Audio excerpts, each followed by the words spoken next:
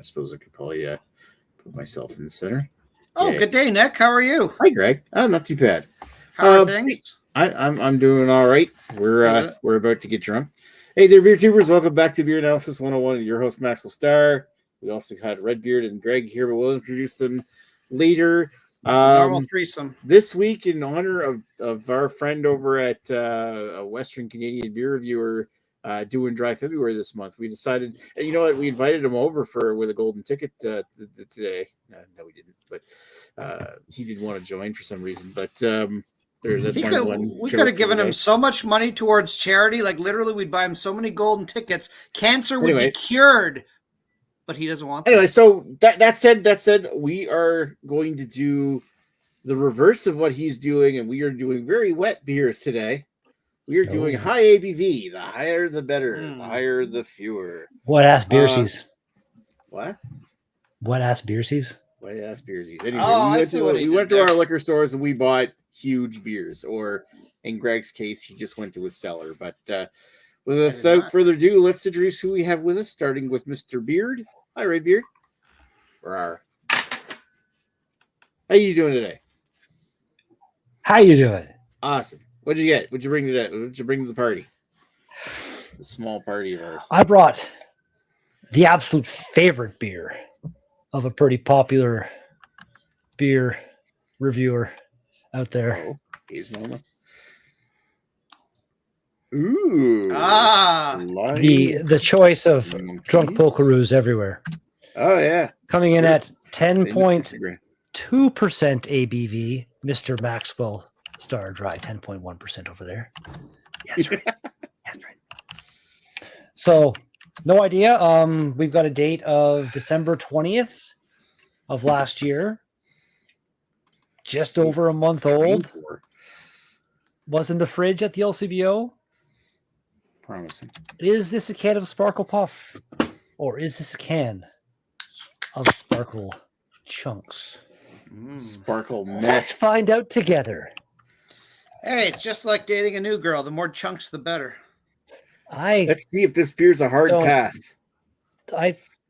Greg just said something that broke my brain. I see snowflakes. Oh, this is definitely a can of Sparkle Chunks. Oh, there we go. It's not as chunky. I feel like there's going to be a lot when I finish pouring the can. I'll make sure and let you know when that happens. All right. Yeah, definitely not as chunky as I've seen from Sparkle Puff, but anyway, that is fucking disturbing. So let's move on to the other disturbing thing here. Hi, Greg. How you doing today? Hi, Nick. How are you? I'm not too bad. What do you got? Except I don't have I do have this. I do. This may be just showing off. This isn't what I'm actually bringing tonight, though. Although if I wanted to be an asshole, I would just pull this beer out. It's like, it's higher than Carrie's in ABV from Flying Monkeys. I do have those two beers, but to me, I think it's a little bit more interesting rather than just go for purely the highest ABV to try something new I haven't had before. So I have two options for you guys to pick from. Both of them are basically I'm drinking session imperial beers at this point because they're both 9%, so both wimpy ABVs, but you know what, we'll deal with it anyway. So the first one, they're actually both from London Brewery, whatever it's called. So this is a barrel aged BYOBA101 Legend Spelt Oatmeal Stout. There we go. Stout bourbon. That's option one. What's with the B apostrophe? What is that? Yeah, it's on there? BYOBA101. It's like B apostrophe. Oh, I got you. BYOBA101. So stout. What's the I'm just trying to that guy. 9%. 9%. He said that before he. Sorry. I'm sorry, I wasn't paying attention. My God, Jesus Christ. Host your show here. Let's see. So this is barrel conditioned for 12 months in a fresh Woody Creek bourbon barrel. Okay. Okay, that sounds awesome. That's one. The other option is also 9%, and this one is Rye or the Highway. And as you'd probably guess, so this one they actually tell you what their base is. It's their 4 p.m. Sunset Oatmeal Stout aged for 12 months in freshly dumped Woody Creek rye barrels. And then they just say it has bold stout flavors with spicy rye notes. Okay, cool. They don't specify what the base on this one is, though, whether it's their 4 p.m. which is that's like their basic stout, which is like 6.6%. So I would hope they maybe beef it up a little bit for the barrel aging. They don't specify if that's the base for this one or not, but since neither of you have tried that beer, it doesn't really matter what the base is. So yeah, I guess it really comes down to a vote of which one me and Carrie want to see you drink. I like the color red. The red? I was leaning towards the bourbon legend, but well, then you know what? You know what? The red matches red beard. Let's go with no. There's only one way to solve this. I was gonna flip a coin. There's only the only way to solve this is Kuvi. Only one way to solve this. I am thinking of a number between 1 to 1,000. Whichever one of you gets closer will be the one you win. Price is Right rules or not? No Price is Right rules. Closest wins. 872. Okay. 353. Oh fuck! I'm gonna have to do the math on this now because you guys are both about equally apart. Okay, so hold on. So okay, what was yours, Nick? 353. 353. Okay, Nick is exactly 203 away. And Carrie, what was yours again? 872. 872. Even though a swing vote just arrived. Oh, this point's probably moot now. Well, I'm gonna give it to Nick because Nick was just slightly ahead of Carrie is 316 away, and I know you can't see. Wow, that's just not focusing on that at all. No, it is. That's too bright. I'm trying to. Nick was literally by 14 points, whatever, closer than Carrie. So which one did you want? You want yellow, Nick? Yeah, it was the bourbon legend. But you know what? Let's put it up to considering Lee's now here, and we'll introduce him in a second. What do you vote for, Lee? You haven't heard what he's got. What do you got? Hold him up, Greg. Well, basically 2 9% stouts. One of them is bourbon barrel aged. One's rye barrel aged. I'd say the rye barrel aged just to see how it turns out because usually it's much more dodgy with rye barrel aged. All right. Okay, we're going. All right, Nick's win has been overridden. You're the best, Lee. Yeah, fuck you, Nick. It sounds like something Lee would do. All right, let's go over to Lee. So, how are you doing tonight, Lee? I'm all right. How are you guys doing? Not too bad. All right. So I brought this Russian Revolution from Propeller. It's only 8%, so not super alcoholic. Does that say 8 or 8.2? No, it's 8. Okay, that's not point. It's basically a non-alcoholic imperial. Yeah, just the blurriness. Yeah, this camera sucks. No, it's 8. But, no, it's a cheap camera, but it doesn't suck. It's for what it is. It does a pretty good job. All right. Oh, here we go. Nick, for the record, Dan picked the number. My number. I don't know if I said my number was 556. So if Dan was actually in this chat, Dan would have actually won. You know what? This is. Yeah, but Dan didn't mention which one he wants. He would have won anyway. There are chunks, but this is a very untypically smooth can of Sparkle Puff, I want to say. Yeah. I had one a couple weeks ago, and it was like snow globe levels. All right.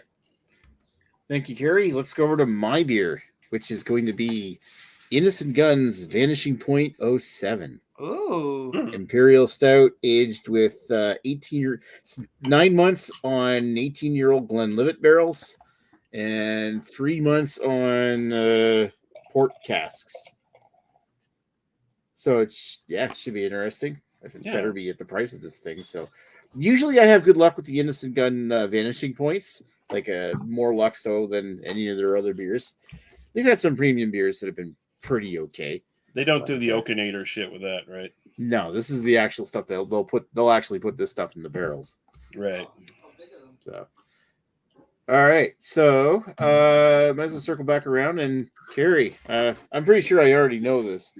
Your history with Sparkle Puff. We already all know this. First time I had it, I'm pretty sure I gave it an 11. It broke my scale. I loved it so much. Nice. Now it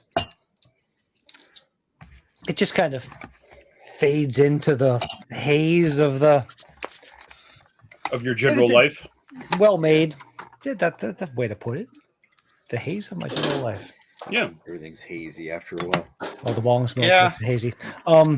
Yeah, it's just a really. There aren't a lot of examples of super high ABV IPAs that are, like a part of the brand's core beers. But yeah, they've been making Sparkle Puff consistently for a few years now. And if you've had it, you know, I guess. I don't know. Lee, have you had Sparkle Puff? No, I need to get you a can of that at some point. you really don't. I don't need to, but I'm going to at some point. And at some point before you die, it'll happen. I'll consider that an assault. Hurry up. I'm just putting it out there. Well, that makes it even more appealing to me. So, Lee, think of it this way: you have to have this beer before you make sure you die. You're not allowed to die until you try it. That's right. So once you take a sip, you're like 107 years old. Then you have my permission. And then you have my permission to die. Die. All right. Here's my darkness right here.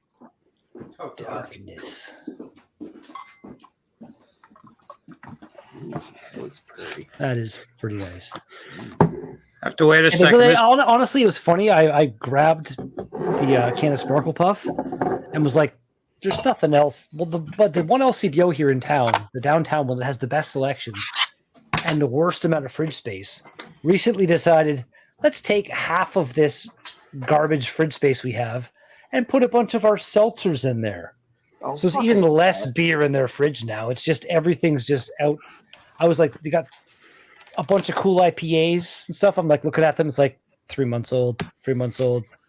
It's all going to be garbage sitting on the shelf. So, but as I was leaving, I kind of turned around, look back, and I could have grabbed a can of that Nickelbrook salted caramel, which the salted caramel never came through for me, but it's a decent 11 point.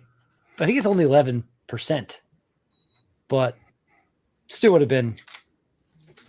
Actually, I think I still am currently the winner right now, ABV wise. So, Amy. No, mine's an 11. I win. Wait, what? Mine's an 11. Why is your name 10.1? My name is 10.1 because it just sounded cooler. It's more like the. Did it? Remember the lot? What? That sounds what? No, I was kind of taking my name as a take on the citation needed, please. Labatt Blue Dry 10.1 from Quebec. Oh, wow, that's okay. Oh, totally not obscure at all. Yeah, so my bad for not getting that. No, you gotta fight a fucking French fucker in a gas station to know. I just thought it was kind of like fun. I thought it was a funny coincidence that your name ended up being 0.1% ABV less than mine. Holy fuck! Oh, Dan is just the wittiest goddamn person in the world. He's having a non-alcoholic beer, a root beer. Oh, all right, all right. So let's. I haven't had a root beer in a while. So, Greg, tell us about London Brewing. Well, London Brewing, I had no experience with them up until recently. Funny enough, I was looking for hop water, just a nice non-alcoholic option to have maybe a dryish February. Pick and choose nights I don't want to drink. I do like hop water more than I like. How did these 9% beers get in my cart? That's the thing. Well, pick and choose a few nights a week to not drink, as opposed to just going a month. It's Dry February. I don't like it. Well, I mean, I tend to agree. I did Dry February once. I didn't care for it all that much, although Dan will point out I cheated many times because I did get a lot of gold tickets. But it's in the rules, it's allowed. You followed the rules. Unlike some people who don't. Like I refuse to allow the rule. You know what? Certain people need to find a different. Is there another Dry February site that doesn't allow golden tickets? Because that might work for some people. Just because it allows doesn't mean you have to indulge in the allowance. That's the thing. Yeah, I mean, listen, to each their own. I've already made fun of Dan for today, so I think I'm obligated. Yeah, by the we've rules exhausted to our jokes. I don't think I can make fun anymore. So we'll wait for tomorrow to give. You don't think you can really? I don't believe you. Come on. Well, no, I'm only allowed one joke a day. That's the rule. So fair. I already might be bordering on one and a bit. You know what? If you're not going to accept golden tickets, there is like your bio thing that, like the reason you're doing it. I would advise putting that part because I know that some people have donated golden tickets. And like if I get somebody a golden ticket and they're like, "Oh, thanks, but I'm not going to use it." Then okay, then give me my money back. Cuz like that's Well, I think it's still a donation for charity, so yeah, but then kinda... with the caveat that like I'm giving you the golden ticket so you can have a drink, a little free pass cuz most people don't want to go a full month, but yeah, again, I can just add that to the bio would be my thing. It's charity. It's a different thing. I think Dan might have it in his bio. How much of it actually goes to like just like any charity? How much of it really gets to the fucking end product? I think there is an FAQ that they actually tell you how much of it goes to it. 0.03%. I don't know. No, because when you donate, you have the option to pay like the processing fee. Because apparently, well, at least you hope the rest of it's supposed to all go to charity. The processing fee is what it costs. So, if you donate $20, you can choose to pay whatever the $2 processing fee. And if you don't pay it, it comes out of the $20. So charity only gets 18 something. So I don't know. And that's assuming they're being honest. I would hope they would be, but probably. Yeah, that's the thing. Like if I donate $20. I'm giving you $20. Where's even like the processing fee on every individual donation should be pennies. Holy fuck! If it's high, then like use a different. That just sounds. I don't know. I feel like we need to have the Canadian Cancer Association on here to explain themselves to Carrie. But I don't know how you started, but just by saying, I feel like we need to have the cancer. Nice. I mean, wow. We all just need to have the cancer. Anyways, so I did start by trying to just find hop water because surprisingly, it's not that easy to find hop water. Or you get places that are like, "Hey, try our hop water, $3 to $4 a can." Like what? No, it's not alcoholic. You can't be charging beer prices. Fuck you guys that do that. Anyways, London Brewery. Have you seen a non-alcoholic beer and the prices they charge? Because they don't believe you a lot of the times. They don't. That's true. They just charge the same thing, if not more. No, they do, and that's entirely true, and that's ridiculous.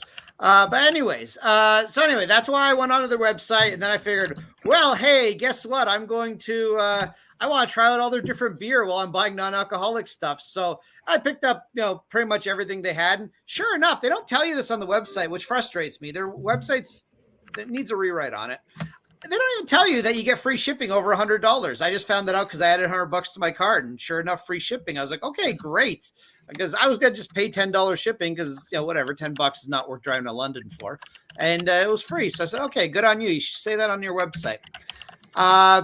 And funny enough, I've tried a bunch of their stuff, and I just got an email last night from the owner of the brewery. He's like, hey, I noticed you just bought a bunch of my beer. I was just curious what you thought about it. I'm like, okay, that's nice customer relation. Just saying hi. So I wrote him an email, just told him which ones I liked, which ones I didn't, blah, blah. I thought that was kind of nice. So anyway, yeah, that's my history with them. But I've had it all of a week, and I've tried maybe 12 of their beers at this point. I don't know. I will say their 4 p.m. Regular stout, which, yeah, this is the one it's based off of. Not the biggest fan of it on its own, but it's only a 6.5, 6.6% stout.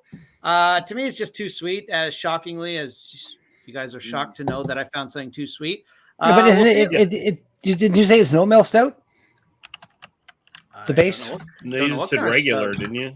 No, I believe I'm pretty sure when he read, like, didn't it say something? Well, this one says oatmeal stout. Hold on a second. Okay, because isn't an oatmeal stout generally a bit more of a sweeter stout?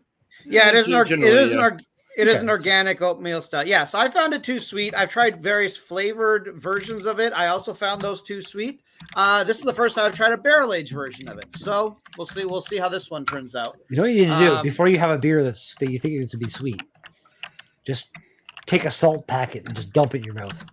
Just completely fucking destroy. Just destroying my taste buds. Yeah, and then just so good now. Destroying my taste buds right now. I can also just eat like a bunch of hot sauce too, and then just not be able to taste anything. What are those gummies, or there's some like thing you eat, and then afterwards, like if you suck on a lemon, it makes the lemon taste like. Oh, I've heard those. Yeah, I can't remember what You the taste actual. weed or something. It's some. I think it's a natural thing that like it does some weird thing to your taste buds and makes other things taste. Like you again sucking on a lemon I usually be forget what it super is, but sour. I've done it before. It makes the lemon taste like sweet Tastes as like opposed to lemon curd. sour. I can't think of. Yeah. I've just seen all right. videos and stuff. So Greg's done with his history, right? This is literally my history. His history's All right. beginning right now. That's There the it is. longest That history was just made. That's my history. That was his longest no history ever. Hey, we had to keep things going. Discuss the Counselor Foundation. Discuss The putting things in your mouth. The Counselor Foundation. The Counselor Foundation. Cancer That's Foundation. right. Well, I wish those people would stop supporting cancer. Started by the Count. All right. One donation. Two donations. Jesus Christ. One Oh golden no, ticket. we got the golden ticket. What do we do with this? All righty. All right. So thanks, Greg. Let's go over to Lee. And Lee, I know you have an extensive history with this beer. Yes. So the Russian Revolution. I've been drinking this every year, basically, that it was produced since. I can't even remember the first year Propeller did it. I think it was probably around the same time I started doing beer reviews. So like 08, probably around there. Back when they had them in the cool, like potato masher looking fucking bottles, like German fucking grenade shaped bottles almost.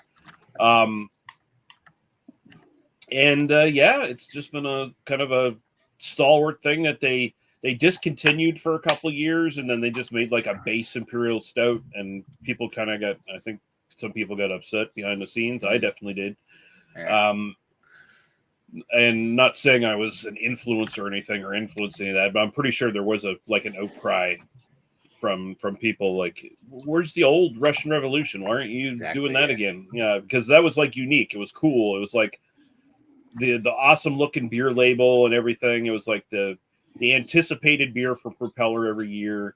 And, it was nice to see them come back and do it and put it in cans and, go back to their tradition a little bit. And, so, I've reviewed it plenty of times. I've aged it and reviewed it. It's not an amazing, mind-blowing imperial stout or anything like that, but it is kind of a stoic, stalwart institution of Nova Scotian beer at this point. Stoic, stalwart. It's a little bit of alliteration like that. Yeah, because I remember when they came out. Oh, like the original when they had it out with the Revolution Imperial Stout was fucking phenomenal, and then they came out in like, what was it, like 4 or 5 years ago? They came out with this weird abomination of shell of its former self that they called just their Imperial Stout, but it was thin as fuck. They claimed it was the same beer, and I could tell it was not. I'll say my only big complaint here is they didn't bring back the Russian star, the red star. Yeah, they just got a Propeller there now, right? Their standard Propeller, and they just got it red. Like I still like the can. The can looks pretty cool. Like it's a nice design and everything. When did they change it? They changed it when they brought it into cans. So like the last 2 years they've been doing it in cans. I want to say I feel like I remember seeing you have that at least once, and it being maybe different. It was, and maybe they just changed it this year. I'm gonna have to look back now and check. But yeah, now it's just like it's their standard logo, and it's just like a different color scheme a little bit on it and everything. But that's a little disappointing. It should still. Well, they're doing like a lot of they're one of those breweries where basically the can design is exactly the same. It says the beer different, and it's just the color is different. Yeah. Well, Propeller. They do and they don't. Like every once in a while, they'll get it up their ass to like fucking make a little real fancy label. Like they do all these like one-off fucking seasonals now that like half of them are not great, to be quite honest. And they'll have like fancy labels, one-offs, different. Yeah, but they're core beers. They're kind of going for that brand recognition thing. I understand that. It's as far as breweries go, I do like their Propeller logo. It's not bad. Yeah, no, it's a great logo. Like I like minimalist kind of stuff, and they've always been pretty minimalist with all their shit. Like they've never really gone super crazy with their labels or anything like that. Like it's never been super fancy, right? But yeah, that's my history, I guess, with it. You know. Nice. All right, thank you, Lee. While everybody's talking, I kind of had the opportunity to review my history with, like, I've had an extensive history with Innocent Gun. I think everybody here has. The big one here is Vanishing Point series has been around. This is obviously, this being the 7th iteration. They generally, I think, release one of these per year. The first 3 or 4 years of this stuff, they were bourbon barrel aged. And some of them, I was just checking out, they barrel aged for an extensive amount of time. Around the 5th iteration, though, they started switching them out to Glenlivet whiskey barrels. First with like 15-year-old, and then 6 was 18-year-old, and this one's a mix of 18-year-old and port barrels. So they change it. They're starting to change it every year, which is kind of nice. So you get some variety. It is dark and thick as fuck, but I don't think I caught the first version, but I had 2, 3, and I think 5, and I might have missed 6. I can't remember if I had 6 or not. So I'd have to. I stopped doing. That's the thing. Like I used to do Untapped a lot, and then I stopped doing Untapped for a while, and I still haven't picked it back up. But at least Untapped was great for keeping a record of all the beers I had. So now I can't remember shit. So, can I present here? Yeah, I can. I think I can. I'll just real quickly. I'm going to. Yeah, sure. Okay. So did that pop up? Mm-hmm. Yep. So you were right, Carrie. They actually, the first year they came out in cans, they did have it in with the star. They had the classic star. So you were correct. And then he, even the star has changed from like what used to be on the bottle to being. The star was kind of a bit more angled. I want to say that's the original bottle they had. There's the original, like there. 2012, 13, 14. Yeah. Then they had that all black gray can for a while. Yeah. I liked it better with the star. I mean, it was like the one beer that Propeller released that didn't have the normal Propeller logo on the bottom. Not that I mind, because I mean, Propeller's logo is classic. Yeah, again, they're going for they obviously are trying to go for more of the brand recognition, having all their cans look basically the same. Distancing it from Russia or some shit. That's possibly a thing. That's maybe. That's this right now. The climate of the global. Yeah, well, although Russia's really been kind of like the enemy since the Cold War, and like it's. I mean, there was a time of warming relations, and then Putin got in power.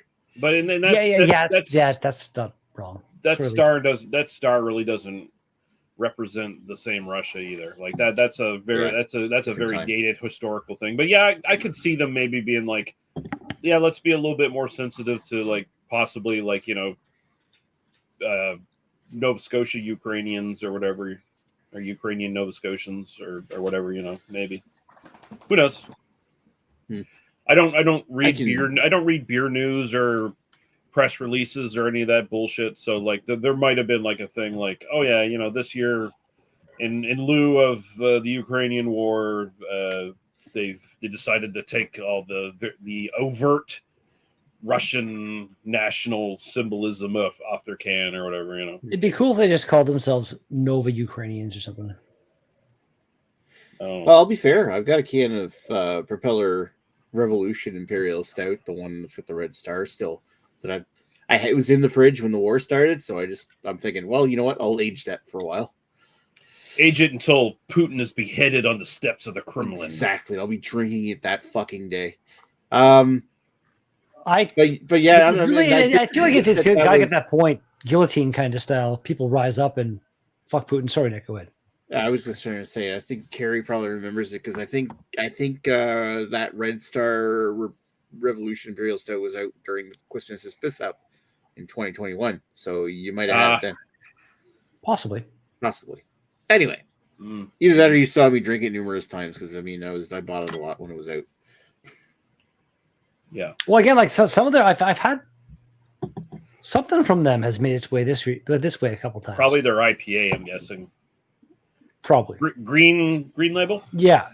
I think IPA. so. Yeah, in bottles still. Jesus Christ. Yeah, They still do sell them in bottles. Wow. Rare to see now, but they still do sell some of their stuff in bottles. I watched a really interesting YouTube video yesterday on how like 6-packs and bottles here. Coca-Cola basically killed the glass bottle industry, and now is like they admit that they make so many tons of plastic and everything, but it's like they're not taking it. They're basically being like, oh, we made this problem, but environmental groups, you need to get together and clean it up for us. It was quite the video I watched. As cool as cans are, and you know what, for can, I do like cans for beer because beer tends to keep longer. It's metal. It's way more easily recyclable. It's metal. It's steel. There's no exposure to light. But the thing is, the inside of the can, in order for it to not erode the metal, it's lined with plastic. So there is plastic in every one of those cans getting pumped out there. Yeah, but is I mean, there? Wait a minute. Well, yeah, there's a plastic. There's a plastic film inside those cans, so they don't get. There's a lining. Yeah, I think when they're going through the recycling process, that kind of just melts away. But I mean, I guess. I mean, at this point, we've all got so much microplastics in us that what does it matter at this point? Like we're already got our cancer clock sticking.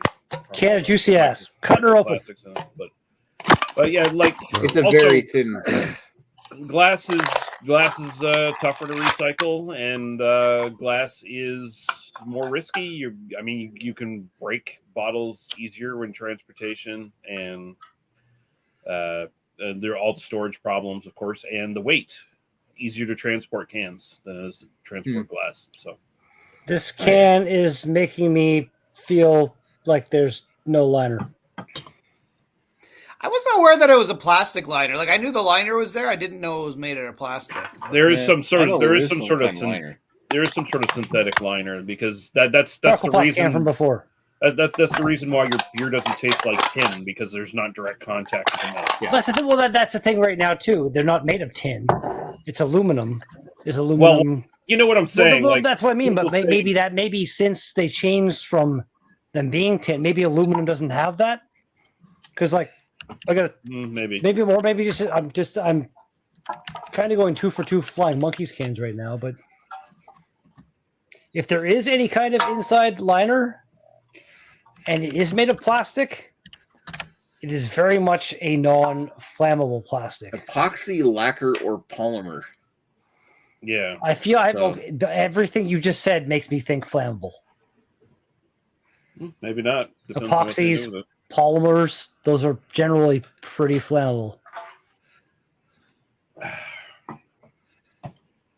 I've watched this before. Hold on. This is just the Carrie debunks everything show. He's debunking can liner. He's debunking cancer charities. I haven't.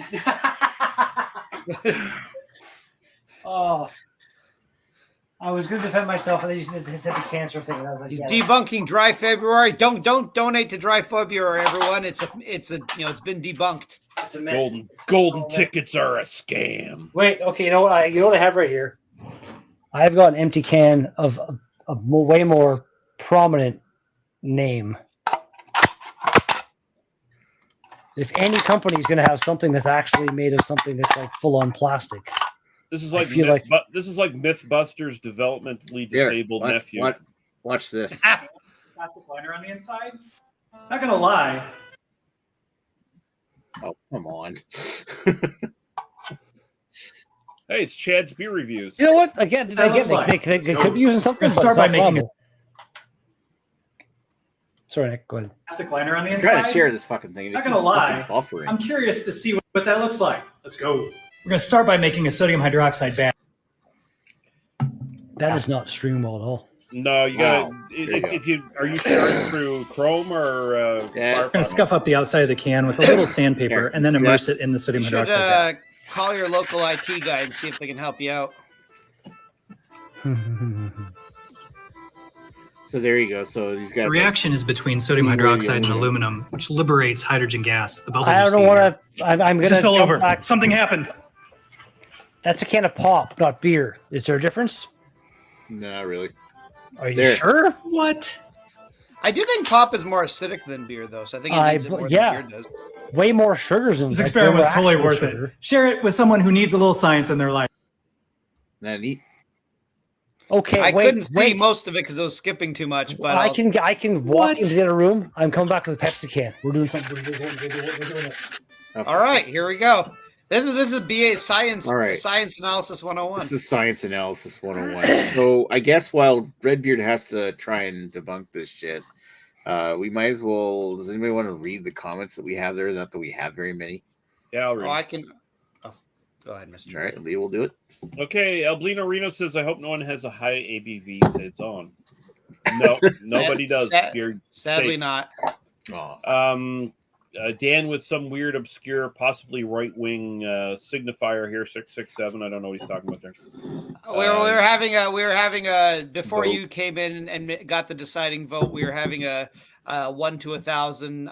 They had to guess the number. I was thinking as to which beer I would pick because they both picked a different beer. Oh, And it turned out Nick was slightly closer, but Dan actually, had he been here, would have been much closer because my number was 556. Alblino Reno here saying something incredibly disturbing. I've loved Moosehead since high school. Why do you not want Scott to have a job? You piece of shit. Moosehead didn't want him to have a job. Monster. You're as bad as Moosehead. After No the wonder guy you love came Moosehead. on here like week after week boosting Moosehead, and they fucking can his ass. Yeah, I think they should give him a second salary for their advertising budget from their advertising budget. Redbeard said giving Moosehead. Good addition there. Very funny. Okay, I gotta clarify. I'm not trying to debunk a goddamn thing. We're just talking about this, and I just happen to have cans in the lighter nearby. I'm just curious. Now you're just Bill Nye the Science Guy. You're just destroying cans that you can't return for refund anymore. Pepsi. They're still going to be in the bag with better cans. You can't get back now. Dude, I'm putting them in the middle of the bag with better cans. Not gonna know. Also, you can just crush the them. guy processing was going to cut their hand. Thank you. They wear They all gloves wear the time. gloves. All right, moving on. Also, they don't actually look at the cans. You can crush them easily and just. Yeah. Moving on. Western Canadian reviewer Dan. Of course, we read this one. I'm having a non-alcoholic beer, a root beer. Well done, Nick. Well done. You know what? I can't say for sure because like that video Nick showed was like what the hell even because it like. But literally ate the aluminum. No, I'll go like one last thing I can say. That was a can of something Coca-Cola. This is Pepsi. Yeah, that was a I have cherry. no. Yeah, that's that whole thing though. I had no idea there was some kind of coating. Yeah, the linings have gotten a whole lot better. Otherwise, it's like it's like why old beers. Like you buy an old beer, it's gonna taste like fucking metal. Then we got Bubba Sadie's in here saying Super Bowl week. You should be. Oh, there's Super Bowl week now. It's not Super Bowl weekend anymore. It's like when you're married to like a real bitch who's like, it's my birthday month. Fuck you. Get the fuck out of here. Hey, it's my birthday. But yeah, you should be drinking a Dylan Mulvaney domestic shite. I mean, maybe as a maintenance I don't know beer? I don't know what that is, but Bud Light. Bud Light. That's the one where the Dylan Mulvaney is the trans woman, had the controversy with getting like some sort of association with Bud Light. Not even like a national. And all the people that were drinking Bud Light were so insecure of themselves that they had to be like, oh God, this company is helping support inclusiveness and stuff. We can't drink this beer anymore. No, Kid Rock, save us. Well, the weird thing is it wasn't even the company necessarily being like inclusive or whatever the fuck, because it's not like it was a national ad campaign or anything. It was just like, it was almost just like kind of a sponsorship thing more than anything else. Like it was very low key, but it got blown up. Well, that's the thing. You can't be low key with the internet these days. Yeah, and then sort of then you had fucking fake rednecks like Kid Rock like using performative videos of him shooting Yeah, and automatic then a weapons couple and months stuff. later, being photographed, having some Bud Light at an event and stuff. Oh yeah. But it's just like he doesn't all give a fuck. you fake dirtbag rednecks out there who think Kid Rock's some sort of fucking hero. He's a fucking rich kid. He was born a fucking rich kid. He grew up a fucking rich kid who cosplays as a fucking trailer park piece of shit like you. Toby Keith. You're a sucker. R.I.P. Toby Keith. Right. Fuck him too. Oh. Score Hey, one for cancer. I couldn't. Jeez. I'm sure I've heard a song of his Oh. at some point in my Hey, life, and unknowingly, I maybe tap my his toe. restaurant in Michigan. His restaurant in There you Michigan was go. awesome. So Oh, there you go. Well, He did one good thing. in the Didn't world. Kid Rock? Yes. Speaking of the kind of same, his restaurant Let's wherever let's it get was this during shit back COVID, under control. went that all means- floaty with the rules and stuff. Sorry, Nick. All we're right. patting your show, Nick. You know what? Yeah, At the same okay. time, you know what? I know. It is a show about the beer, but at the same time, it's a group Yeah, of but when we guys, start it's- getting like controversial and shit, then I'm gonna. Oh no, Move on. that means views, baby. Controversial. Trump, go Trump. Oh, Fuck good your enough. feelings, Trump. Oh, that hurt. Ow. Fuck you. Trump Cheney 2024. I think I Fuck just your gave feelings. myself I don't cookies. know my shirt. Trump Albino Reno 2024. Trump Polyev 2024. I Oh, suddenly fuck. wish I had a Ugh. daughter that was attractive. Ah. What? What? Trump. Oh, Okay. okay. Trump having a daughter. Well, I know. I didn't think it was See that any much of a younger, he'd be dating her. stretchy Doesn't matter joke. if she's her Yeah, he said that. He yes. All right, so let's Yes. move along. What do you think? What's your thoughts on flying monkeys? That's a question I didn't expect at all on the Monkeys? brewery themselves. Mookie. They're good. Like Juicy Ass is one of the most consistently solid IPAs you can get. They really don't have nearly as much as they used to in the LCBO. Like here in North Bay, I want to say Juicy Ass and Sparkle Pop are the only things you're going to find. In some of the grocery stores, they'll have the 12-minute, the hibiscus lager, or whatever, 12 minutes to midnight or whatever, that Destiny thing. Can't think of the name of it, but they used to have a bunch of different beers in the LCBO, come to think of it. And I haven't been to the brewery in years. It's kind of a cool little brewery. I don't know, like they're still pumping out beer, so they, survived the pandemic and stuff, unlike a lot of beers, and I feel like they're kind of a fixture a little bit. Like in Barrie, where they're located, there are 2 or 3 different craft breweries, I believe, but I think Fly Monkeys is like the big one in that town. So yeah, in response to your very not expected, I don't think you've never asked that question on a beer analysis in my life ever. So yeah, Fly Monkeys, not bad. They released that fucking IPA 4-pack recently that I really wasn't a fan of. Greg liked it more than I did. I'm pointing to him now. Missed something in I didn't hate it. It was fine. You the entire brewery. Is that what happened? No. Because Nick, you asked me what I think of Flying Monkeys. Yeah, he took. I said what do you Nick think took- of that flying monkeys? Meaning specifically the one you're drinking I don't now. think you said. You know what? Are you way too literal to live. understand that? We're live. We can go back and review the tape. That's why I was like, I was I'm not very reviewing taken tape. aback. Just tell you know go what? on with the beer. You know what though? It's not a what do you think of your brewery kind of thing. It's not bad. It's not a bad question. It threw me off guard, but again, we're patting the BA101. Let's go. Right. This beer itself. This is actually one of the. I don't know if it's the chunky thing that makes the beer, but this is a very tasty can of Sparkle Puff, and again, not a lot of triple IPAs out there, so I give this a. Let's go back to old school days. Let's go 10 for the style and 8.5 enjoyment. Okay. Let's roll on over to Greg, who's drinking. It was the Rye Way you drank, right? Rye Way or the Highway. Now, this is an interesting one, and I have some thoughts on this. I will say I also like Sparkle Puff, though. I think it's a good beer. Chunks or no chunks. Okay, so the base beer on this is 6.5 or 6.6%, and this is 9%. Now, I see no mention that they brewed a special batch to age this in, so I can only assume that they put this in extremely wet barrels, which, you know, they do say that freshly dumped Woody Creek rye barrels, so that would seem to follow the narrative.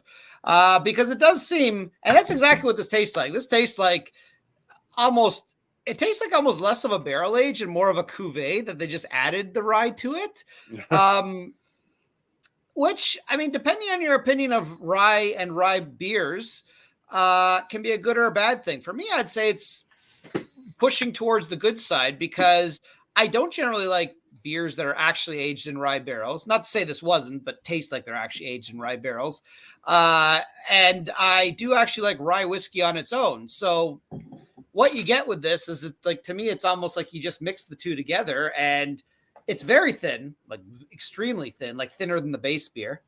And it just tastes like you just dumped liquor into it. Now, it happens to work. I mean, it is very strong, and if you're not somebody who likes whiskey, you're probably not going to like this at all, because it is very boozy. It's pretty strong for a 9% beer. Like, it doesn't hide its alcohol either. I don't get any wood in this whatsoever. Like, to me, it's just the base beer that's been toned down by the rye. But I mean, overall, I like it. I don't think it's probably a very good example of a barrel aging job. I think it's just like, just put it in with, like, the barrel's like a quarter full still. Just throw the beer in, see what comes of it. And then, yeah, it's alcoholic. It's good. Yeah, as long as they leave it in that barrel for up to a week, that's aged. You know. Well, they say they did it for 12 months, and I mean, I'm inclined to believe them. I don't think they would lie about that, but.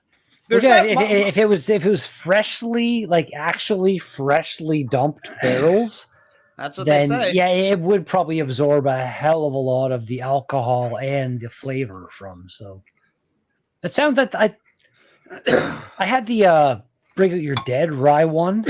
It was pretty rye. So I'd like to try that one you have there. This tastes nothing like that. I mean, and the Bring Out Your Dead one I didn't like because it was way too sweet. This is not sweet, and that makes me happy. So, I mean, I'm a little perplexed by this because I guess this is where the rating is going to come in, because I don't actually think this is a very good example of the style. Like, to me, and again, I don't know their history of making beers like this, but to me, it feels like a first attempt kind of deal where I feel they haven't really done this before. Because the style-wise, I don't think this is very good. Like, I would say, I'd probably be generous and give it a 7. It's not a very good example of, I think, how to make a barrel-aged beer. But what they made here, I kind of like. So I'm actually going to give it an 8.5 for personal enjoyment, because I actually think it turned out pretty well. Nice. Even though in my mind, this doesn't quite work for the style. Like, it just it doesn't taste barrel-aged to me. It tastes cuvee. But bless you. Shelley.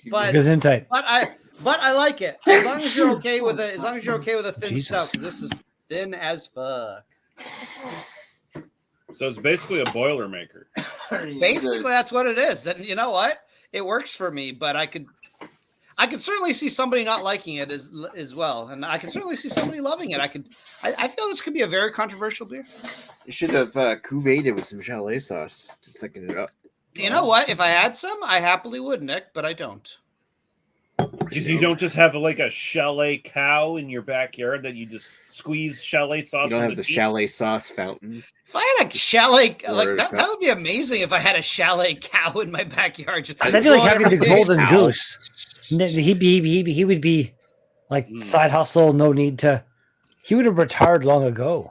And then like retard. Like every once in a while, yes, like Nick. Retard. Every once in a while, he shits out one of those chalet buns. Okay, back. I'm just watching the dogs. That's where the buns cut. That's where the buns.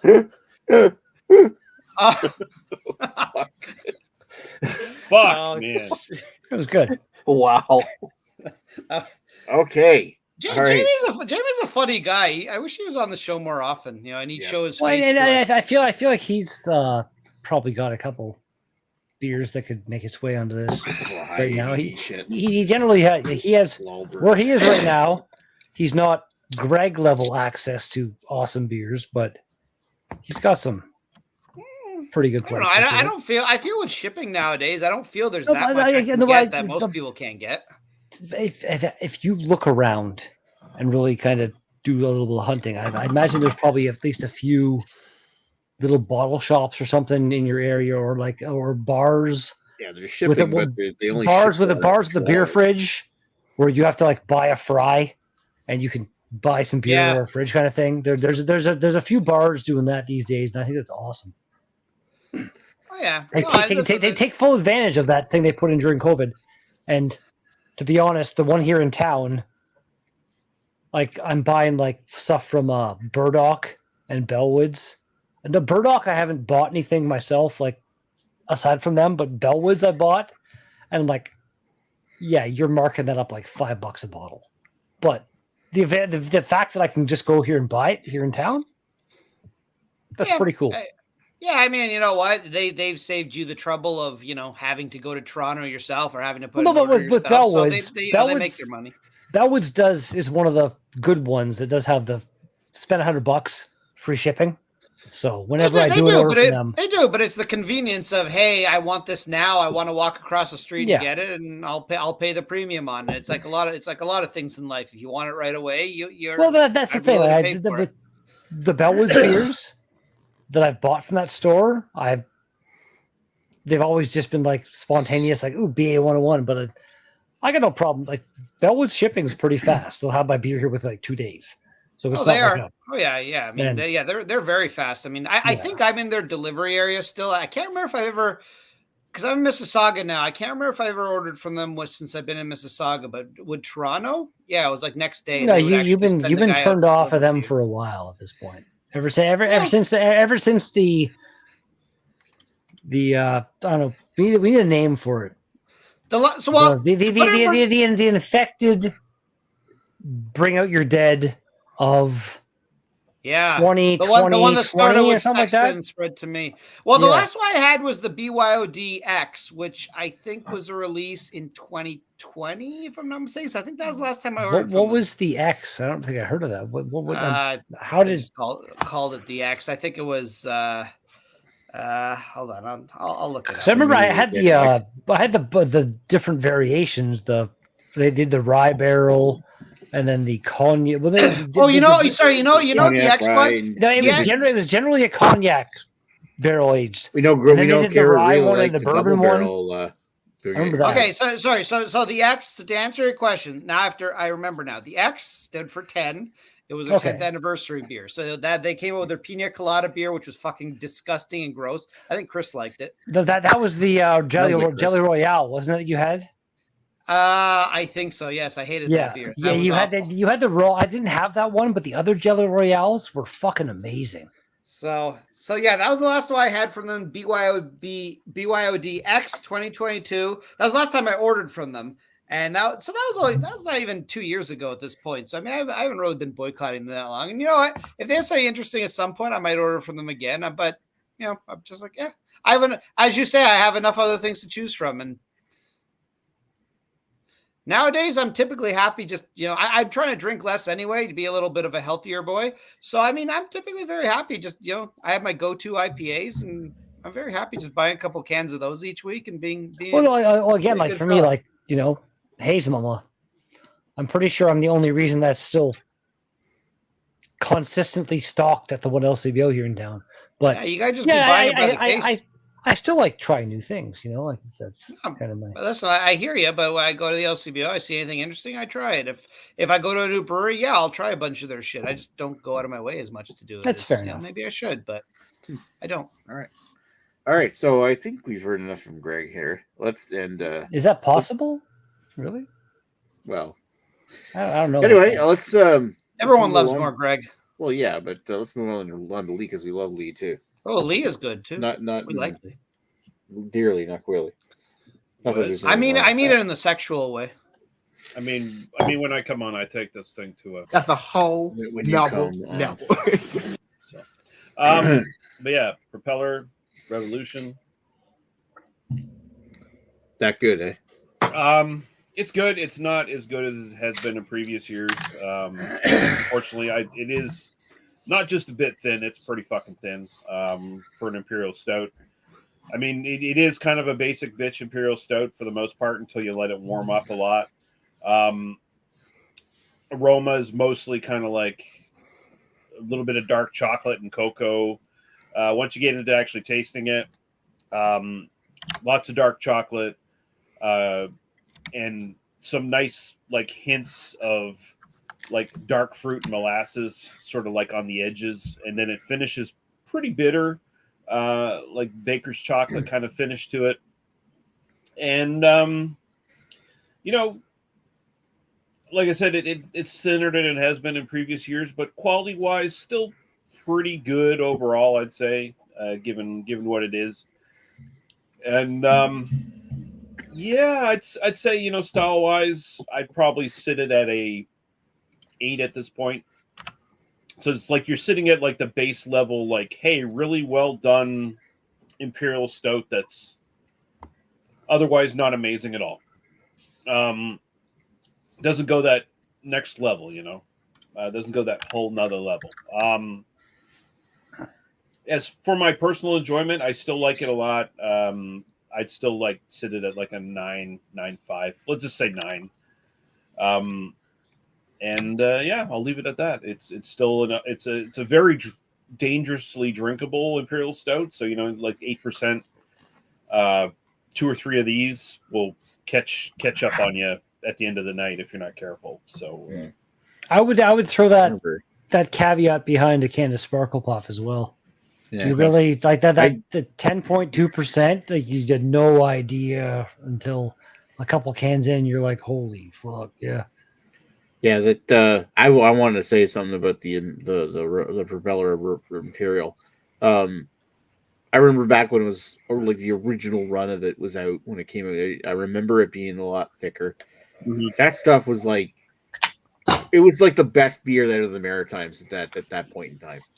there was a point where it was probably, yes, at the very least, the best like seasonal that you could find anywhere in the Maritimes. And I'm glad that like the new version, as long as if it tastes like that, as you described, and if it tastes like I recall, Paul, it really like it's gone back to the same flavor profile. It's just not as thick. Yeah, I wish they would thicken it up, but you know, and I find a lot of Imperial stouts are drinking thin these days, so it's almost. they are. Is it recollection? Like maybe it's just rosy. We've had so many thicker beers at this point. It's hard to tell, right? Unless we get a fucking time machine, you know. Yeah, but you know, like I said, still you can. And I can attest to this because since it came back, like I've had a couple nights where I'm drinking my usual like pilsners or whatever, and I have like 2 of these mixed in, and like at the end of the night I want to stand up, and then like the beer is basically telling my legs this, shut up, bitch. I can't stand up. So, you know, like it still does the trick at the end of the night. It's just it's not as 100% a satisfactory experience as it was back in like when I first had it back in the day, kind of thing. But you know, nothing is never, you know, nostalgia probably clouds some of this, and you're probably right on that, Nick. No, nostalgia is always accurate. We had one. I mean, check this out. This is like from my review back in 2012 when you sent me a bottle. 2012. It was 8% then. Yeah, So, yeah. That's never knows? changed. Yeah.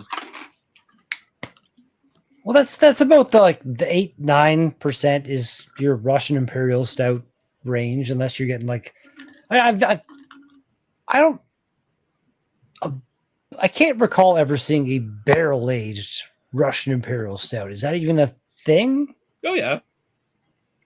I don't think I've ever seen one of those.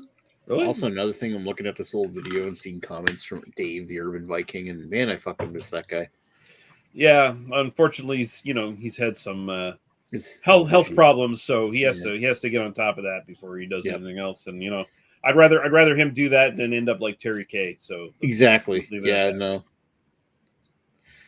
Just thinking if he's, I mean, he's probably not watching this thing, but I mean, we're thinking him. Oh yeah. All I right. don't even know who this person is. I'm not thinking of Yeah. you. Yeah, Red I Bed don't thinks you're a know. piece of shit. You would like. All right. Red Bed So, thinks you're a scam like cancer charities. Wow. Jesus Christ. Oh, Nice okay, call back. I Call have to back. come Bring it on. all the way around. I have to come on after that. All right. So Oh, thoughts on Vanishing Point get your 07 from comeback, Innocent Nick. Gun. I'll bring up my tasting notes because yes, I like all time I have to write everything down so I remember. Nerd. All right, so when I first poured it, it was dark as fuck. Had a nice mocha head, like a mocha cigarette tar head. The aroma was vinous port. Had like a nice like port wine, like dark wine kind of character coming off of it. That was strong after the pour, but evaporated into a more chewy caramel coffee and tobacco note. Creme brulee with cigar tar and smooth brown sugar notes. God damn. Nick, you are way up your own ass right now. Jesus Christ. Yep. My God, man. Mike. That's why I wasn't paying attention to what you were saying. I was actually paying attention to the beer. Your head was So just right up the there. flavor, when I first drank it, I'm not getting as much of this now. I'm getting like minor notes of port, but it came off when I took my first sips. It came off as like nice thick port wine, cigar smoke, ash. Get those medicinal band-aidy notes coming towards the front of the palate. Maybe it's because my palate's nuked from all that now. I don't really get as much of it at the end. It evaporates into this nice chewy caramel butter toffee and gourmet medium roast coffee. Like you get the roast coffee, but it's like muted and almost like not so much sugary, but good, like a medium roast, not overpowering dark roast or anything. It is a little on the thin side, but it is still got a nice chewy sweet taste to it. And the lingering notes are kind of this lingering smoke, a little acidity, tobacco, roast like espresso kind of roast, and ash in the finish. This thing is motherfucking complex. If you can't tell by how I'm talking here, this is just incredible. The only thing I got a strike against it is a little thin. I wish it was a bit thicker. Otherwise, it would be ideally perfect. And the fact that as I'm drinking it, it's kind of the body's kind of faded on it. The flavor kind of is faded on it, but I think it's a lot because, well, I've been drinking an entire bottle of this and it's just nuked my palate. I would also go out and say that if you're into smoking cigars, this thing would pair well with a nice Smoke good a cigar with you. Yeah, like this is like perfect cigar smoking beer. Nice. That is incredible. So yeah, I would have to say like in this category of like a barrel aged imperial stout, it's a little thin, so I'm gonna say that it's a 9. It's up against stiff competition. I wish it was a little bit more syrupy, like a good, like I guess double Tempest has always been the gold standard for me. It's always comes off as like thick, chewy, and syrupy. But I am enamored by how complex this thing is. Overall enjoyment, taking only away small marks because of the how thin it gets. Like it's probably just my palate at the end. But I'm still giving this a glorious 9.25 out of 10 to say that this tastes fucking incredible, and it's well worth. It's hard to say well worth $20, but in today's day and age, when imperial stouts are normally running up against those numbers, this is pretty decent. That's saying something considering who it's coming from too. Yeah, it's in an Innocent Gun, but I might even go like with my. I thought that was a shot at. I thought that was a shot at Nick that you said. No, that was Innocent Gun. No. Oh, okay, wow. I was also thinking that in the back of my mind, like, oh wait, is he going to interpret? Well, that they've had years. These guys have had years of like really poorly received like special editions, and this is like one of the few things that they make where they don't fuck around with these guys. And I even got to say, like, the older versions of Vanishing Point were aged even longer in barrels. I think the previous version, like this is like aged a year. previous versions of Innocent Guns like were aged for like almost a year and a half. Innocent Like Gun used to 400 and some actually days. age a bunch of shit, and now they just like Used to age all their stuff. Pretend. They used to age all their stuff, dude. Like then they all of Mhm. a sudden they decided to go with this, chop up the bourbon barrels and okerate everything, so they get like this kind of like almost like percolate the oak staves in the beer, which they were. I remember when the guy was it Dougal Sharp came to the Albina on a beer fest that time, and he was going on about the okerator process, and I'm like, yeah, but it's not barrel aged anymore. It's just okerated. I'm like. we're just putting everything in a blender. And you know, it's a byproduct of their own success. Really, it's because they've expanded so much. They've had to do that because the supplies of barrels are so low. It's a byproduct of letting their marketing team run their business. This is what the problem was. Like that was the big problem, and it's a shame because they were an exciting brewery when they first started, and they had a lot of great beers. Like every special beer that came out in a box, like when they first started, was an event kind of thing. It was like, oh, the next like Canada Day from Innocent Gun. What's that going to be like? You know. Yeah, I remember when we used to get excited for the little boxes. And you know what? Those weren't expensive either. Like they were more expensive than your normal beer, but the box usually cost $5. Yeah, and then the beer was always worth it back in the day too. Like they were always pretty goddamn good. They marketed themselves out of their own market. Kind of like they well, you said like they grew too fast. They didn't have the ability to keep the barrel aging process, so they started this stupid let's just blend everything together. And I wouldn't necessarily say victims of their own success, but that's kind of where it went. Victims of having their heads up their own asses more. That's a better way to put it, for sure. Yeah, but you got to admit that lager is the best one ever, right? Amazing lager, best beer of the festival. Yeah, was a lager. I don't know if anyone remembers, but Innocent Gun, when I first got to craft beer, they used to be really expensive for a 6-pack. I think they're $18 for a 6-pack back then, which was a lot of money. Now I know that's the norm, but that was a lot of money back then. And then they dropped their price significantly. And I think that was the same point where they stopped using real barrels and using staves or whatever. So I guess to a degree, they passed the savings on to the consumer a little bit. But I just remember it was prohibitively expensive, especially when I first started in beer. I'm like, well, why am I spending this much money on this beer when others are so much cheaper? But I mean, I remember that was a weird thing where it's not normally that, beers go down in price, but they actually did for a period of time when they transitioned over. Yeah. Innocent Gun. The original in a 6-pack here is like $23.49 for a 6-pack. That's pretty pricey.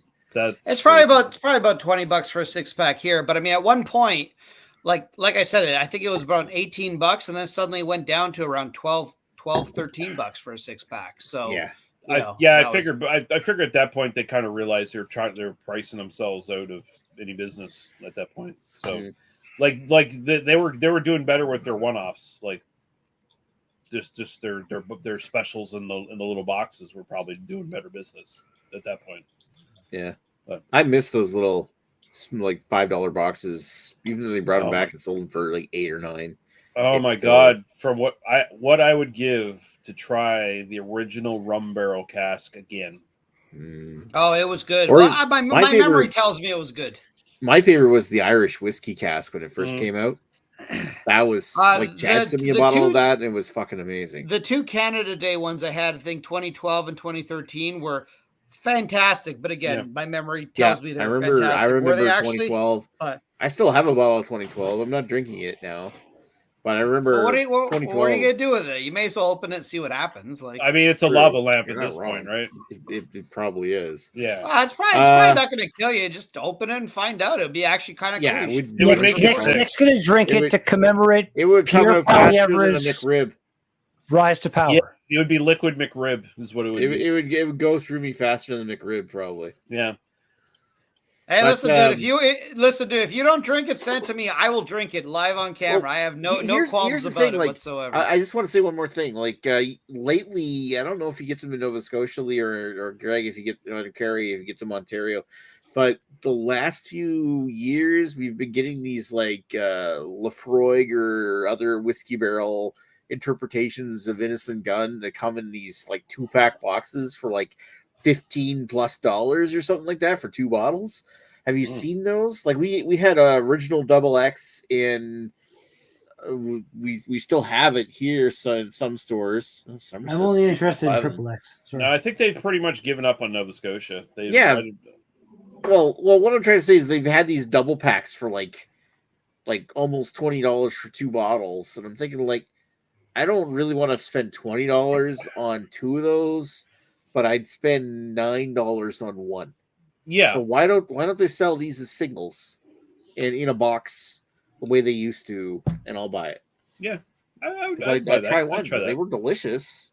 I mean, in that case, like if they're using the Lefroy barrel, like the Lefroy's probably going to take the beer over anyway. If the beer's terrible, who gives a shit? The Exactly. Lefroy's going to take it over. I'll enjoy it enough. I know what I'm getting into when I'm getting beer like. Put next to Lefroy. Usually, that's always been the case with Innocent Gun. Like it draws its character from the barrel that's been put in. Like even this one here, it's a Imperial Stout. Well, it's fairly tasty but really thin Imperial Stout. But the barrels amp it up, and give it so much complexity. And like the Lefroy cask one that I was talking about was also, like you said, dominated by the Lefroy. It's nice and peaty and smoky as fuck, but the beer is kind of just a basic bitch beer. Yeah. So Alrighty, we moving on to picking beers or whatever the fuck. Well, we will. I'll get you to read the comments there. Okay. There's actually some more comments. Yeah. So we all laughed at this because this was hilarious. In joke here, Albino Reno saying, "Okay, I'm back. I was just washing the dogs with the sheets," which is that's fucking funny. If you know, you know. If you don't know, well, that's right up there. A Black Ternity test, by the way. Yeah. Yeah. Paul in here, and then we got Albino Reno saying, "What's next week's beer?" We'll get to that. Then we got Paul commenting on Innocent Gun and their process, saying, "Lovingly carded by 14 barrels on the way to the bottling room." Yes. And then Redbeard hilariously added to this, saying, "At this point, it's likely a picture of a barrel on the wall." Yes. Paul adding to that, "Lovingly set in front of a picture of a barrel for 14 minutes before bottling." 14 seconds, 14 milliseconds, and then Redbeard has to one-up that nanoseconds. Seconds. The intention of 14 nanoseconds, but they just forgot. There we go. Paul won. No, I concede. I concede. Yeah. Very well done. I'm pretty sure. You know what? At a second, Paul could have won up the nanoseconds, but the intention that was you win, Paul. That was well done. Yep. All right. Thank you, Lee. So I'm going to put Carrie back up in front and say, of all the beers you heard here tonight, which one would you have rather have tried? That's between. I'm pretty sure I've had that Propeller one at some point in my life. Okay. And I enjoyed it, but I'm pointing the wrong way. Nick and the Greg. Right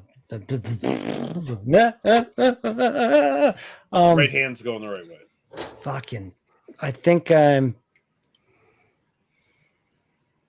gonna just go with Nick because his barrel aged stout has a more proper barrel aged stout ABV. Alrighty, there we go. Okay, and it sounds damn tasty. And then Greg's also sounds like it might be like too much whiskey with the beer flavor for my palate. I don't. The beer you're dead. If you're not somebody who likes whiskey, you may not. I would certainly see somebody not like. I have thoroughly enjoyed like a Rouge River. They did some stout that was barrel aged in Jack Daniel's barrels, and then some other, and they were good. But one of them was like almost too much whiskey. So yeah, that's kind of the qualifier for me. So Nick edges that one out. Just a hair. All right. Thank you, sir. Let's go over to Greg. Hi, Greg. I'm drinking that now in honor of Carrie. Ooh. Second That one, that isn't from the 4-pack. No, it's That not one, from the that 4-pack. one wasn't It's- terrible. Almost everything Well, that 4-pack was fucked up. That one It's not wasn't. bad. And the weird thing is, my local dive bar, which I love the place, but listen, their clientele is like people who would really envy Chris Rock and treat him as a god, and they drink their Bud Light and they're You Canadian. mean Kid Rock, not Chris Rock. Kid Rock. Yes. You Sorry, mentioned it. Chris Yeah, Rock. one of those They big like probably that. wouldn't like Chris Rock all that much. If they like Kid Chris No. Rock slaps. They man. wouldn't, and they have this on tap, which is just weird enough. I'm like, You this is like the mentioned that. weirdest. This is like the weirdest beer. And listen, if I were to pick an LGBT style beer, Yeah, This the certainly can look- art this- is. this certainly looks like it, right? And then I just find it so weird they have that on Well, tap. But you know autism. what? The whole puzzle pieces, It's true, yeah. You know, I like this beer. I don't want more than one of this at any given point. Like I'll order 1 pint and then go on to something else. I never want more than one, but I do enjoy one of this. It's just such a weird fucking beer. It just tastes good, but it's so weird. Anyway, that's basically the Flying Monkeys stories. Their I shit hear tastes pussy. weird, but it's good. What would I pick? Who's got a kitty there? Mookhouse being a little Yeah. vocal. Oh, over here. that's a big kitty. I don't. Well, there's not really that much choice here. I mean, sorry, Lee. Remind me what you got again. The Russian Revolution Imperial Stout. So From Is that Propeller it? Brewing. from Propeller. Is that a? Is that a barrel aged or is? Are that you? Have you got? Greg is doing a Nick impression over here. Just not paying attention at all. No, I wasn't paying attention. Nice, I don't nice. pay attention. No, Actually, I was listening- it's a Russian Imperial Stout, 8%, I believe. Yeah, It's just a generic. just Yeah. basic bitch Imperial Stout. No barrel. From aged, my nothing experience, fancy. I believe it was a very good example of the style. Just, yeah, not. So you know the funny thing here is, well, I'm not going to pick Carrie's because I like Sparkle Puff, but I've had it a He million literally times. held up a can at the beginning of the fucking video. So yeah. Anyway, so if I pick Lee's, then I mean Nick's gonna have to pick, and then it goes to default to Lee, and then I guess it doesn't necessarily go to Lee, but then if I pick Nick, then Nick automatically wins. So, Tough choice there, Greg. I'm gonna go. So I'm going You on have the this. merit of the beer. Well, I haven't tried either of them, so I'm going on which one I think might be better. I'm tempted to go with Nick. The problem I have with Innocent Gun is just why'd the light just go on there? That means there's somebody The walking in government's this watching you. this area. Well, no, it's probably more likely a cat. Innocent Gun, every time I try their shit lately, it's disappointing. You know, so I don't know. The prospect of a hi Layla. The prospect of just a really good Imperial Stout. Well, sorry, yeah, just a regular Imperial Stout sounds pretty appealing. So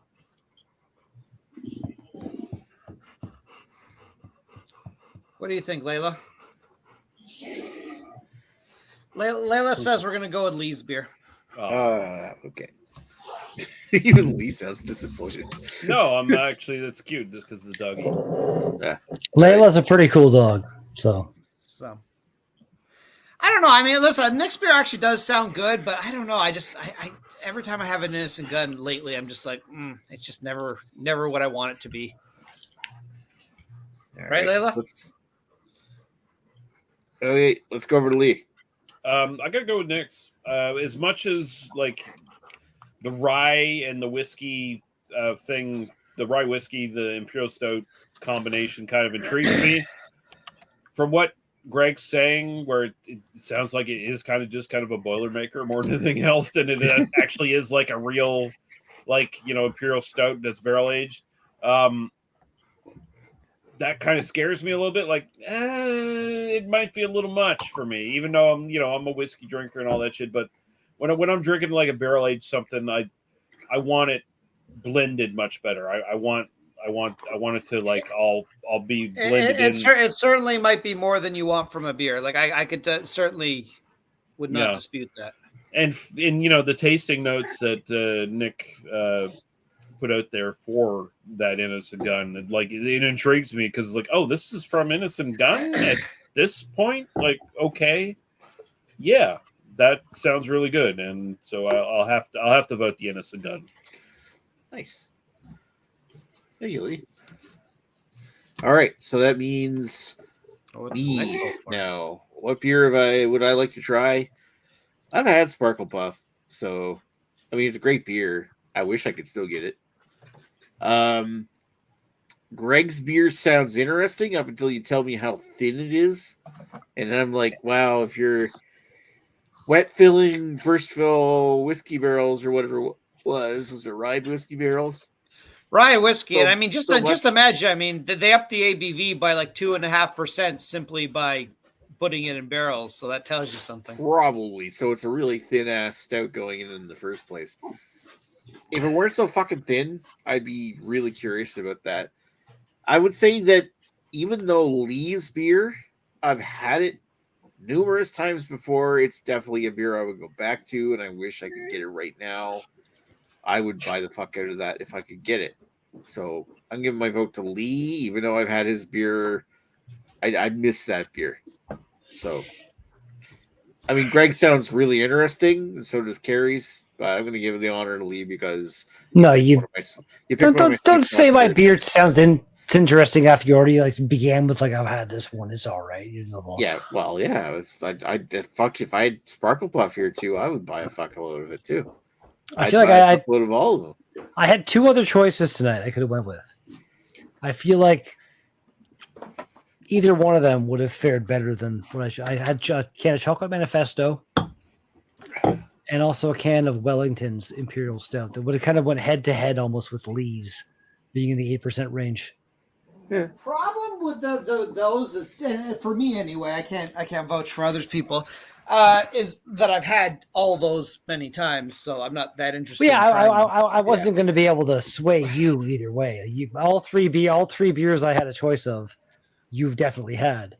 But I feel like both Lee and Nick, maybe the Wellington Imperial Stout, probably. I'm assuming at some point, maybe. For me, it was like I know that Greg's the only one that I haven't had, but at the same time, it's just like it doesn't sound as good as maybe promised, and I think I'd rather have a Propeller Revolution.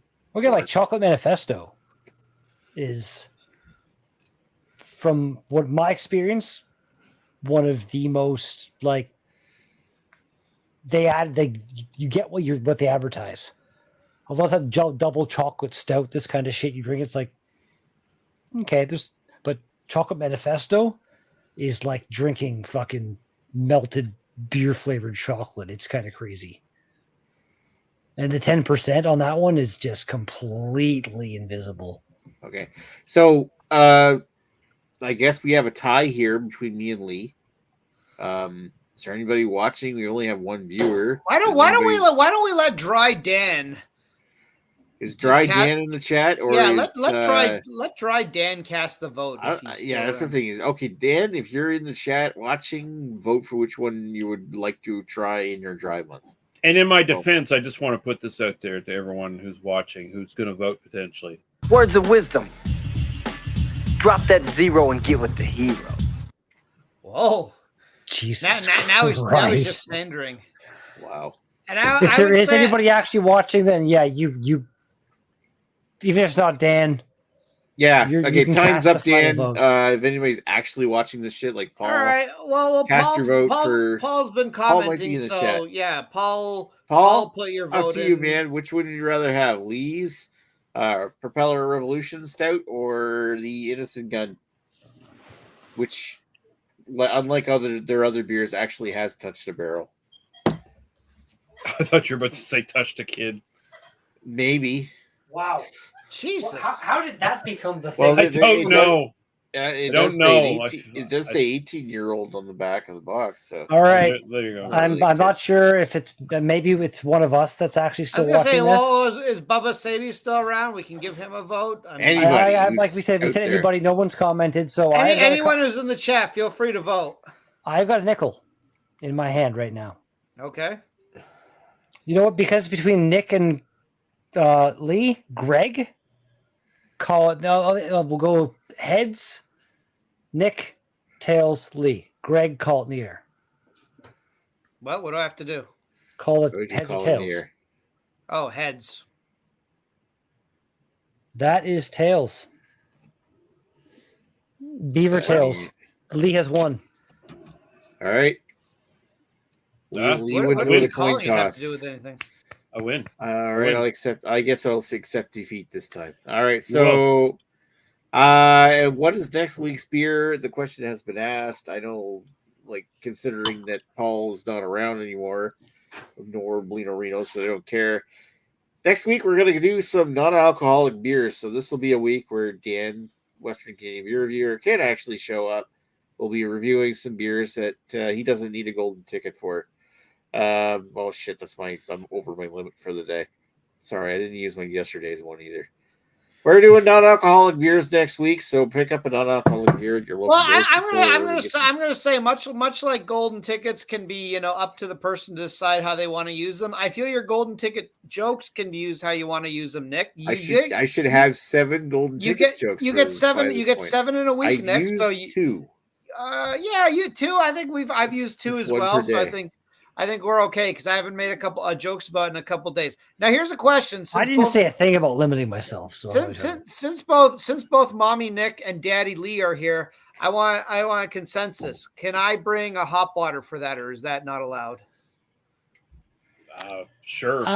Sure. Okay. I would have said I think that no. counts as a non-alcoholic because there's plenty of. Well, I guess maybe not in the sense that there's like no malt involved. Well, yeah, it's not brewed like a beer. If it's specifically a non-alcoholic beer, then yeah, I'll agree with you. At the same time, though, it's a non-alcoholic drink you can bring. Or I would jump on what Greg just said, and thing to consider for a future beer analysis, either a hop water episode, non-alcoholic adjacent. Yeah. Something non-alcoholic, exactly what Lee just said. Obviously, we're not going to tell you, you can bring a can of Coca-Cola.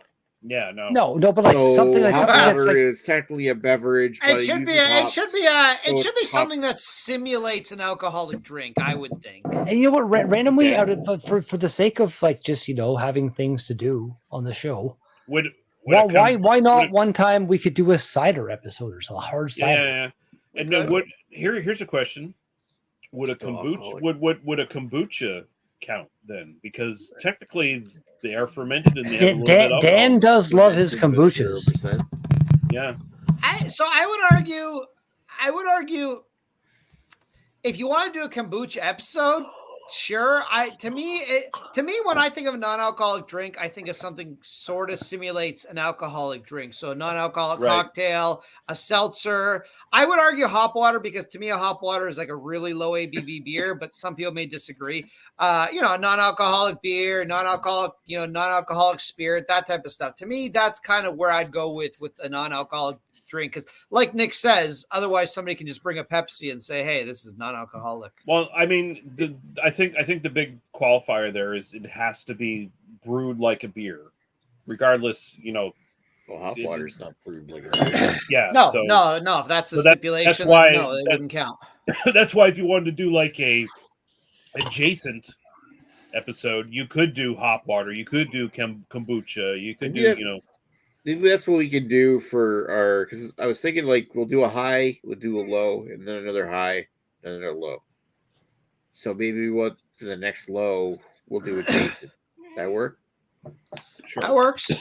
Next week has to be brewed. Because I would say something like hop water. Like out of curiosity, can you guys get hop water around where you are? Because even Toronto, there's not that many places that do it. I can get hop waters here. I would probably have an issue. Carrie, you could order from Wellington potentially, but they don't have free shipping, so I know you wouldn't like that. Bellwoods does some hop water shit. I think. The only place around here that has hop water is Moosehead, and I'm not going there. Well, actually, I know Bellwoods does a bunch of non-alcohol. They do non-alcoholic jelly cane stuff these days. Nick, they do a bunch of them. I do think they do a hop water, but I don't think it's available right now anyway. Nick, you should check your Sobeys. There might be some hop waters in some of the in one of your Sobeys, because there are in mine at the very least. So okay. I mean, partake. I think that's something all of us can get. Partake Brewing. I mean, they claim to be non-alcoholic beers, but as far as I'm concerned, I think they're hop waters. Like they don't taste like non-alcoholic beers to me. They taste like hop water. So before we leave, I just want to demand that since I'm the winner this week, and I don't want a certificate. I don't need anything as fancy as that. I just want to go on our traditional theme song that we've played every week that BA101 has been in existence. So can we danger? No, can we do that?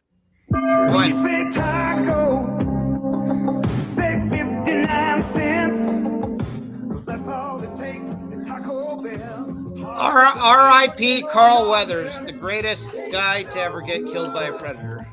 Yeah. Bellwoods makes sparkly mojito water and sparkly tangerine and grapefruit water currently. See, that's the thing. See, I don't want that. I want hop water. I want just even GLB. They make hop water, but they mix it with like lemon rind and vanilla. I'm like, no, I want straight up hop water. You know what? I want to just taste the hop. Any hop water I've had has been kind of just really, really bland. So I think I'd enjoy the additional bit of flavor. So I actually like. I wish one brewery like Wellington has 2 hop waters with 2 different hops. I wish one brewery would just literally release like 12 of them because you can. It's kind of interesting because you can actually taste what the hop tastes like without anything else, to take away from the flavor. I think that's kind of cool. That's what Sawdust Cities was their Mosaic series of the Kolsch. If push comes to shove, I can actually I think I can order a hop water from Tatamagouche. I think they have some. So I could have one ready for the end of the month, basically. So all right. So I guess Chris Peters killed those women. He did. Yeah. The monster. Chris Peters killed those women. Have a good night, folks. And he hid them in Redbeard's basement with a penis. Jesus Christ.